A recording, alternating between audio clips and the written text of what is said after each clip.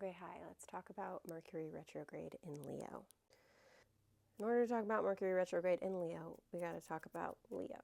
Also, if you're wondering what I'm doing, I am making fresh new yarn out of old yarn scraps.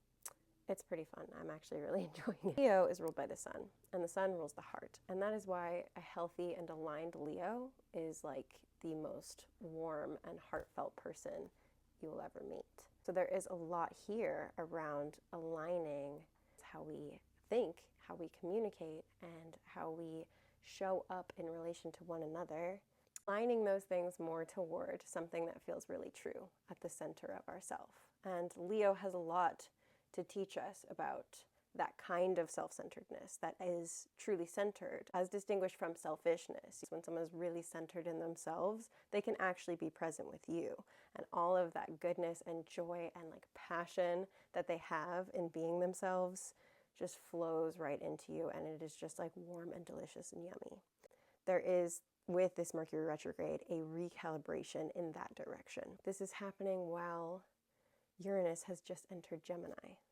With Uranus and Gemini, there is a piece of the conversation that has to do with the technical age and with communication as it has been impacted by the digital age that we're in now. What this does is kind of highlights what's not working, what needs fixing, and realignment, recalibrating when it comes to, how we show up in this digital thing. On top of that, the ways that we might be, I don't know if you can hear that,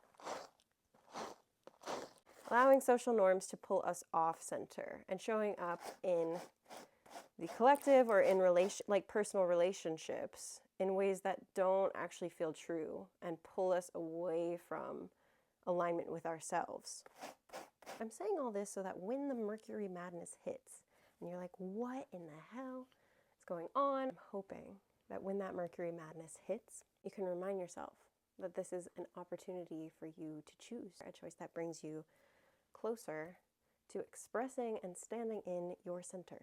Mercury retrograde is really not, it's not here to fuck us up. As much as it might seem like it is, it's all happening so that we can be closer to ourselves and make the changes that we all need in the social sphere.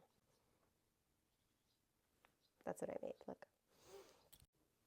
Anyway, I hope you're having a good day, and I hope that something happens that makes you smile, and I hope you do something silly and creative that doesn't serve capitalism at all, okay? Okay.